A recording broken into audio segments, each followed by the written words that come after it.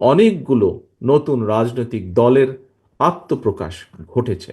বহুদলীয় গণতন্ত্রে বিশ্বাসী বিএনপি সকল নতুন রাজনৈতিক দল ও সংগঠনকে স্বাগত জানায়। অন্তর্বর্তীকালীন সরকারের প্রতি বিএনপি সহ গণতন্ত্রের পক্ষের সকল রাজনৈতিক দলের নিঃশর্ত সমর্থন থাকলেও সরকার এখনও তাদের কর্মপরিকল্পনায় অগ্রাধিকার নির্ধারণ করতে পারছে না বলেই মনে হচ্ছে।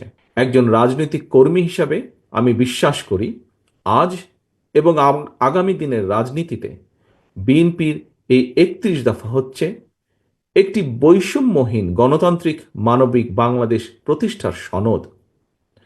তবে এই ৩১ দফাই শেষ কথা নয়। সময়ের প্রয়োজনে রাষ্ট্র, সরকার, রাজনীতি ও রাজনৈতিক দলের সংস্কারের জন্য এই ৩১ দফাতেও সংযোজন বিয়োজনের সুযোগ রয়েছে। এমনকি বিএনপির ৩১ দফার সঙ্গে বর্তমান অন্তর্বর্তীকালীন সরকারের সংস্কার প্রস্তাবের খুব বেশি ইস্যুতে মৌলিক বিরোধ নেই। সম্মানিত নেতৃবৃন্দ, বিভিন্ন সময় জাতীয় নির্বাচন নিয়ে প্রধান উপদেষ্টার বক্তব্য জনমনে ইতিবাচক ধারণা সৃষ্টি করলেও জাতীয় নির্বাচন নিয়ে কোনো কোনো উপদেষ্টার বিভ্রান্তিমূলক বক্তব্য, মন্তব্য স্বাধীনতাপ্রিয় গণতান্ত্রিকামী জনগণের জন্য হতাশার কারণও হয়ে উঠেছে। অন্তর্বর্তীকালীন সরকারের প্রতি বিএনপি সহ গণতন্ত্রের পক্ষের সকল রাজনৈতিক দলের নিঃশর্ত সমর্থন থাকলেও সরকার এখনও তাদের কর্মপরিকল্পনায় অগ্রাধিকার নির্ধারণ করতে পারছে না বলেই মনে হচ্ছে। সারা দেশে খুন, হত্যা, ধর্ষণ, চুরি, ছিনতাই, রাহাজানি বেড়েই চলেছে। বাজার সিন্ডিকেটের কবলে পড়ে নিত্য প্রয়োজনীয় দ্রব্যমূল্য নিয়ন্ত্রণহীন।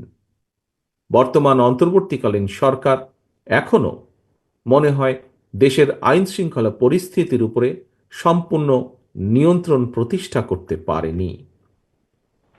সরকার যেখানে বাজার পরিস্থিতি কিংবা আইন শৃঙ্খলা পরিস্থিতির নিয়ন্ত্রণে কাঙ্ক্ষিত সাফল্য অর্জন করতে পারছে না, সেখানে জাতীয় নির্বাচনের আগে স্থানীয় নির্বাচন অনুষ্ঠানের নামে কেন দেশের পরিস্থিতি আরও ঘোলাটে করতে চাইছে, এটি জনগণের কাছে বোধগম্য নয়। গণতন্ত্রকামী জনগণ মনে করেন স্থানীয় নির্বাচন অনুষ্ঠিত হলে সেটি হবে সারা দেশে পলাতক স্বৈরাচারের দোসরদের পুনর্বাসনের একটি প্রক্রিয়া, যা সরাসরি গণ অভ্যুত্থান আকাঙ্ক্ষা বিরোধী। গণহত্যাকারী, টাকা পাচারকারী, দুর্নীতিবাজ মাফিয়া চক্রকে পুনর্বাসন প্রক্রিয়ার এই ফাঁদে বিএনপি পা দেবে না, বিএনপি পা দিতে পারে না।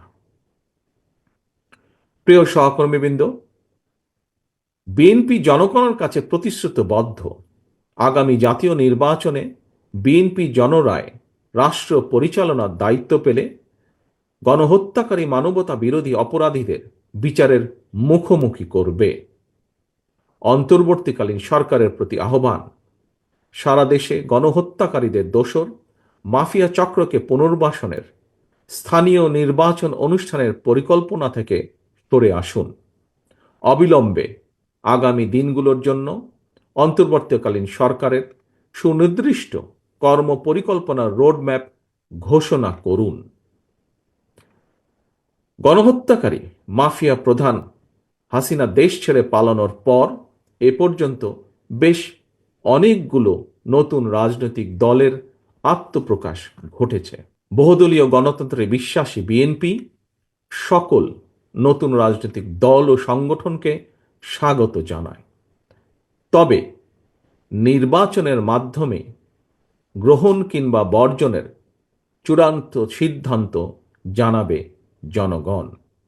সুতরাং প্রতিটি দলের অংশগ্রহণ একটি অবাধ ও সুষ্ঠু নির্বাচন, জাতীয় নির্বাচন অনুষ্ঠানের লক্ষ্যে সবার আগে নির্বাচন কমিশনকে প্রস্তুত রাখতে হবে। দেশে একটি অবাধ এবং সুষ্ঠু নির্বাচন অনুষ্ঠানের জন্য নিরপেক্ষতাই হচ্ছে অন্তর্বর্তীকালীন সরকারের সবচেয়ে বড় পুঁজি। কিন্তু সরকারের নিরপেক্ষতা নিয়ে ইতিমধ্যেই জনমনে সন্দেহ সংশয় সৃষ্টি হয়েছে। নিজেদের নিরপেক্ষতা বজায় রাখতে আমি বাংলাদেশ জাতীয়তাবাদী দলের পক্ষ থেকে অন্তর্বর্তীকালীন সরকারের প্রতি আরও সতর্কতা অবলম্বনের আহ্বান জানাই।